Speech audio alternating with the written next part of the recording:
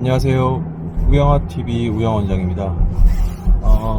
지난번에 이어서 출근길 토크 2부, 오늘이 3월 16일입니다. 화요일 아침이고요.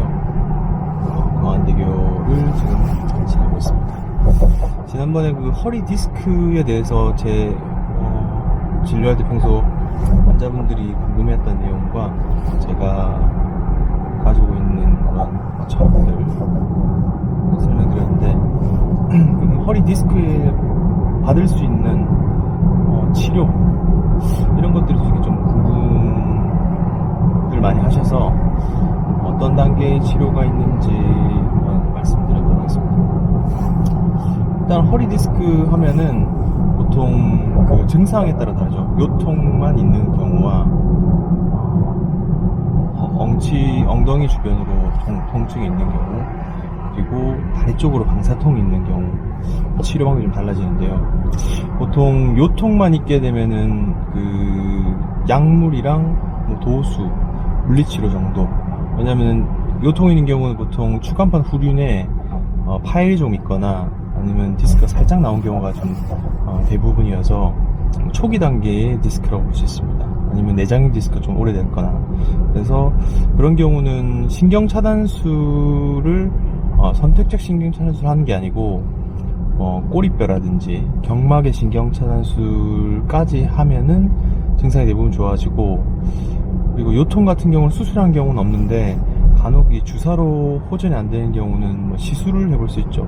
지난번에 말씀드렸지만 경막의 공간으로 들어가는 신경 성형술, 풍선 카테터형의 신경 성형술과 디스크, 내장형 디스크의 볼륨을 좀 줄여주는 초간판 열치료술, 두 가지 치료까지 하게 되고, 예전에는 그 옆구리 내시경으로, 한방향 내시경으로 디스크를 제거하면 좋아진다라고 논문도 꽤 많이 나오고 우리들 병원에서 냈었었는데, 저도 무민병원 재직 당시에는 그 펠란이라고 한방향 내시경으로 그 요통 있는 환자를 했는데 결과가 쇼트, 그러니까 짧은 기간에는 많이 괜찮은데 길게 보면 디스크 퇴행도 많이 조장하고 오히려 추가적인 병변이 좀 발생할 수 있기에 그 이후로는 저는 시행 안 하고 있습니다.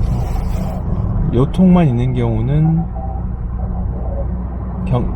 꼬리뼈 혹은 경막외, 허리로 넣는 신경 차단술까지, 그리고 그 이후는 이제 신경 성형술 정도까지 시행할 수 있고, 그 다음에 요통만 있는 경우에 추가로 엉덩이 쪽 통증이 있는 경우도 신경 차단술까지 안 하고 꼬리뼈나 허리에 넣는 주사를 통해서도 호전을 볼 수 있습니다.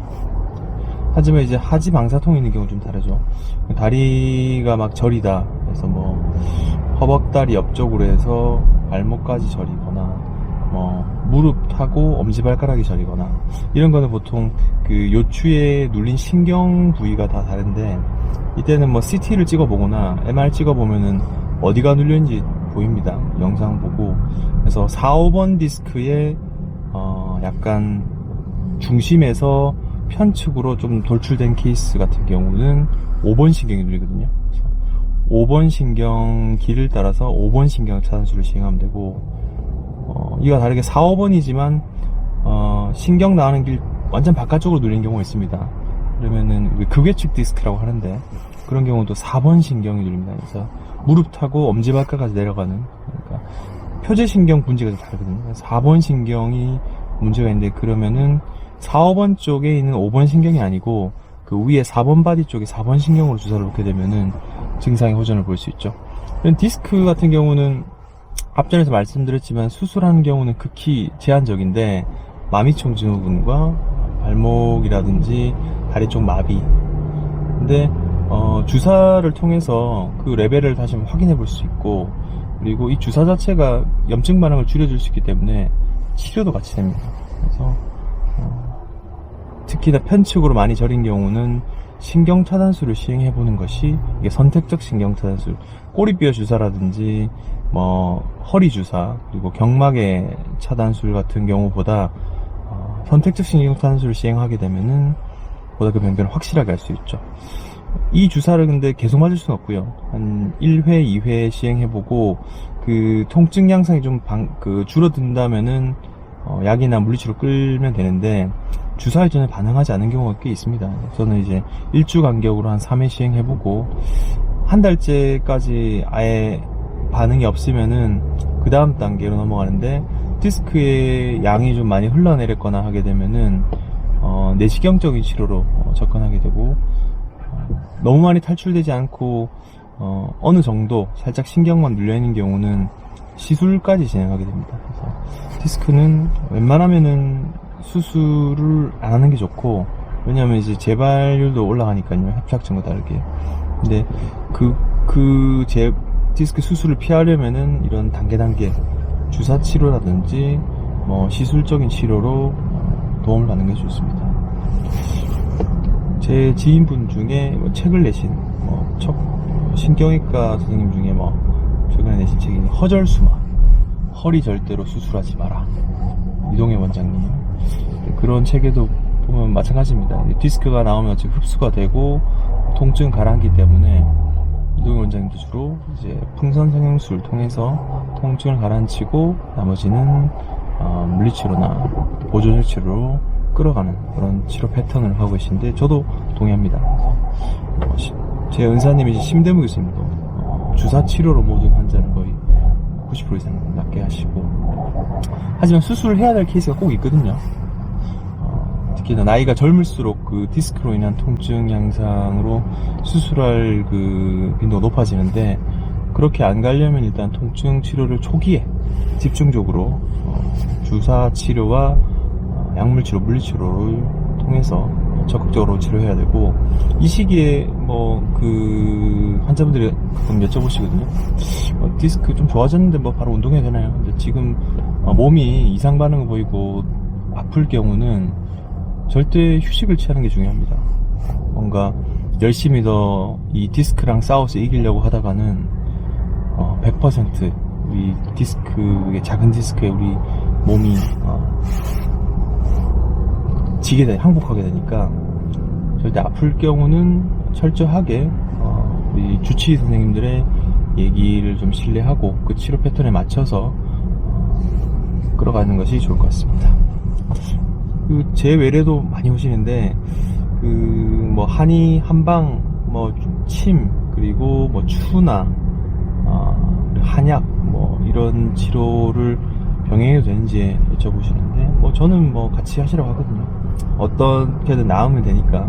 근데 좀 피해야 될 것이, 경추, 특히나 목 같은 경우 디스크 많이 나오거나 MRI나 이런 검사를 통해서 부종인대로 심한 게 체크되면, 추나를 하게 되면 상당히 받고 나서 안 좋은 결과 추리할 수 있고, 디스크 같은 경우도 추나요법 자체가 꽤나 몸에 무리가 될 정도로 많이 비틀긴 하던데, 오히려 나온 디스크를 더 짜주는 효과를 볼 수 있기 때문에 통증이 너무 심하면 그거를 과하게 치료받는 것보다는 영상검사를 토대로 좀 약물과 주사로 가라앉히는 게 좀 좋을 것 같고요.